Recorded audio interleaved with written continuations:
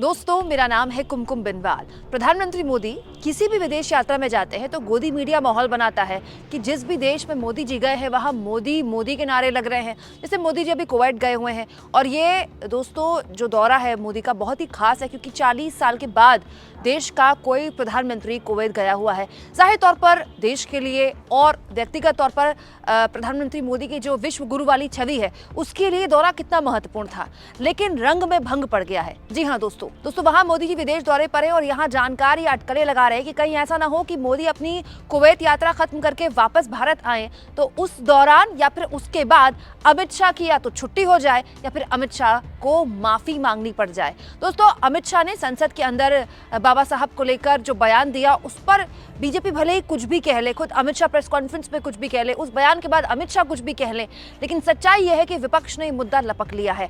और अगर बीजेपी को ये लग रहा था कि संसद का सत्र स्थगित होने के बाद मामला खत्म हो जाएगा विपक्ष के लिए, तो विपक्ष इसे छोड़ने के मूड में भी नहीं है। हालत यह है दोस्तों कि मायावती, जिनके लिए अब कहा जाने लगा था कि ये तो बीजेपी की बी टीम की तरह काम करती है, वो तक सामने आ गई है कहते हुए कि अमित शाह अगर माफी नहीं मांगते हैं तो उनकी पार्टी आने वाले वक्त में बड़ा आंदोलन सड़क पर करेगी। बाकायदा मायावती ने डेट का भी ऐलान कर दिया। अमूमन मायावती की तरफ से इस तरह का बयान कम सुनने को मिला है हाल के सालों में। वहीं दूसरी ओर दोस्तों, अंबेडकर का परिवार अब भी अमित शाह से नाराज है। मैंने आपको इससे पहले ये खबर दिखाई थी जिसमें मैंने आपको विस्तार से बताया था कि बाबा साहब के पोते प्रकाश अंबेडकर, जिनकी महाराष्ट्र में एक पार्टी भी है, उन्होंने इस मुद्दे पर जबरदस्त तरीके से अमित शाह का विरोध किया था, अमित शाह के बयान की निंदा की थी और उस वक्त भी उन्होंने कहा था कि एक्चुअली में तो दिल की बात जुबान पर आ गई, आरएसएस और बीजेपी हमेशा से ही अंबेडकर का अपमान करती रही, कभी भी अंबेडकरवादी थे ही नहीं। और अब एक यूट्यूब चैनल को एक छोटे से इंटरव्यू में बाबा साहब के पोते प्रकाश अंबेडकर ने एक और महत्वपूर्ण बात बोली है। उन्होंने कहा है कि माफी का वक्त तो अब निकल चुका है। अमित शाह के पास माफी का वक्त था, वो अब निकल चुका है, अब तो अमित शाह को इस्तीफा देना होगा। यही नहीं दोस्तों, प्रकाश अंबेडकर ने इस बयान में, इस इंटरव्यू में ये भी बोला कि अमित शाह के पास तब 48 घंटे का वक्त था। होता क्या है, अगर आप संसद के अंदर कोई नेता कोई बात बोल रहा है और अगर बाहर आकर बाद में उसको ये लगता है कि उसके बयान को गलत तरीके से पेश किया गया या तोड़ मरोड़ कर पेश किया गया, जो कि अमित शाह ने प्रेस कॉन्फ्रेंस में अपने बयान के लिए कहा था, तो 48 घंटे का वक्त होता है। वो नेता चाहे तो जो कॉपी है, जो रिटन कॉपी होती है हर भाषण की होती है ना संसद के अंदर, हर नेता का जो भी रिटन बयान होता है वो सब रिकॉर्डेड होता है। अमित शाह चाहते तो अपने उस बयान को बदल सकते थे, 48 घंटे थे उनके पास, लेकिन प्रकाश अंबेडकर ने अपने इस इंटरव्यू में कहा कि अमित शाह ने वो भी नहीं किया। तो अमित शाह अगर प्रेस कॉन्फ्रेंस में आके कहते हैं कि उनके बयान को तोड़ मरोड़ कर पेश किया गया, लेकिन फिर वो बयान भी नहीं बदलते, अपने बयान पर वो कायम है, इसका मतलब ये जो बाहर आए थे अमित शाह सफाई देने के लिए, वो केवल एक बहाना है। अमित शाह ने अपमान किया है बाबा साहब का और माफी का वक्त भी अब निकल चुका है।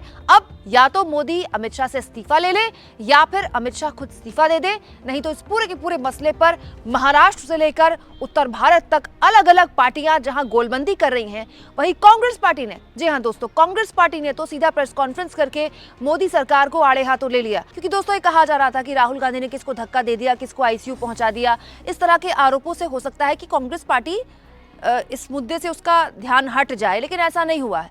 वो आरोप अपनी जगह है। राहुल गांधी ने अपने तेवर स्पष्ट कर दिए, आपको जो आरोप लगाने आप लगाइए, उन आरोपों को हम कानूनी तौर पर झेलेंगे, लेकिन अंबेडकर के अपमान पर अब कांग्रेस ने जो एक स्टैंड लिया था वो उस पर कायम है।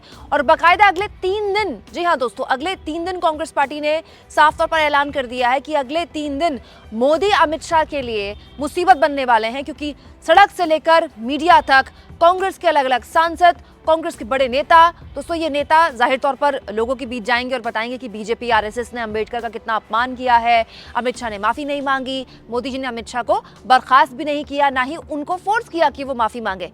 तो आप देखिए दोस्तों, चौतरफा मोदी घिरे हुए हैं। मोदी एक तरफ विदेश में है, दूसरी ओर आरएसएस, जानकार ये कहते हैं बहुत से जो आरएसएस को समझते हैं कि आरएसएस भी इस पूरे की पूरे सिचुएशन को समझ रहा है, भांप रहा है। अगर आरएसएस को ये लगा कि अमित शाह के बयान का दूरगामी परिणाम हो सकता है जो कि बीजेपी के लिए ठीक नहीं है, तो आरएसएस मोदी पर दबाव बनाएगा और मोदी फिर अमित शाह से कहेंगे कि आप माफी मांग ले। और अमित शाह माफी मांगते हैं तो ये अपने आप में 10 साल में पहला मामला होगा जहां पर अमित शाह किसी मामले को लेकर माफी मांगेंगे। मणिपुर पिछले 1.25 साल से चल रहा है, उसको लेकर अब तक अमित शाह ने माफी नहीं मांगी है। लेकिन बड़ा सवाल यह है दोस्तों कि क्या विपक्ष का ये प्रेशर काम आएगा?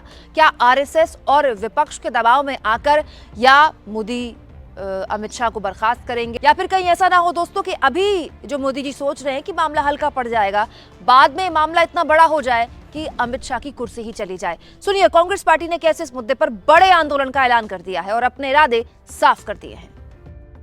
संसद में जो हमने पिछले दिनों देखा, मुझे नहीं लगता कि किसी और पीढ़ी ने इस तरह के नज़ारे देखे होंगे भारत के संसद में। प्रधानमंत्री जी की आदत है कहने की न्यू इंडिया, तो न्यू इंडिया के न्यू पार्लियामेंट में जो वारदातें हमने देखी, उससे एक चीज समझ में आती है कि ये जो धक्का मुक्की का प्रकरण चल रहा है, जो सबसे बड़ा धक्का लगा है वो अमित शाह, नरेंद्र मोदी के 400 पार वाले सपने को धक्का अगर लगा, तो संविधान की रक्षा करने वाले देश के जितने नागरिक हैं, देश का जो विपक्ष है, उसकी वजह से इन लोगों को एक धक्का लगा है। जो कुंठा, जो फ्रस्ट्रेशन इनकी दिख रही है, वो आप सबके सामने है। और जिस संविधान ने मनुस्मृति की धज्जियां उड़ा दी, उस संविधान को बदलने का इनका सपना टूट गया। हम सब ने मिलकर तोड़ा, आप सब ने मिलकर तोड़ा। ये आघात अमित शाह और नरेंद्र मोदी नहीं झेल पा रहे, नहीं समझ पा रहे, नहीं संभाल पा रहे। और इनकी एक आदत है कि धन बल, बाहुबल के आधार पे सरकारों को चलाना। अगर 400 पार हो जाते तो उसी आधार पे सरकार चलाते, वो हो नहीं पाए, तो फिर जाहिर सी बात है कि कुंठा होगी, फ्रस्ट्रेशन होगी। जो शब्द निकले उनके मुंह से, कोई ऐसा नहीं है कि कोई गलती से निकले हों। गलती से निकल जाते हैं शब्द तो हम बोल भी देते हैं, साहब sorry, I did not mean this, या माफ करिएगा, मैं ये नहीं कहना चाहता था। लेकिन वो उन शब्दों को सोच समझकर धीरे धीरे उन्होंने दोहराया, और उसके बाद आज तक कुतर्क कर रहे हैं, जस्टिफाई कर रहे हैं और हम पर हमला बोल रहे हैं। इससे भी मालूम पड़ता है कि ये असली जो इनकी नीयत है वो इनकी जुबान पे आ गई। तो इस माहौल में कांग्रेस पार्टी, जो कि एक आंदोलन से उपजी हुई पार्टी है, जिसका इतिहास, कई आंदोलनों का इतिहास है इस देश में, आजादी से पहले भी, आजादी के बाद भी, सरकार में रहकर भी। अगर नेशनलाइजेशन ऑफ बैंक्स, मैं उसको एक आंदोलन मानता हूं, एबोलिशन ऑफ प्रीवी पर्सेज ये आंदोलन था। तो आंदोलन का सिलसिला सरकार में हम हों या न हों, वो चलता रहता है। इसी सिलसिले को आगे बढ़ाते हुए आने वाले कुछ दिनों में, मैं बेलगावी की तरफ जाऊं उससे पहले इस पर थोड़ी चर्चा कर लेते हैं कि आने वाले कुछ दिनों में हमने कुछ कार्यक्रम आज मैं आपके सामने वो घोषित करना चाहता हूं।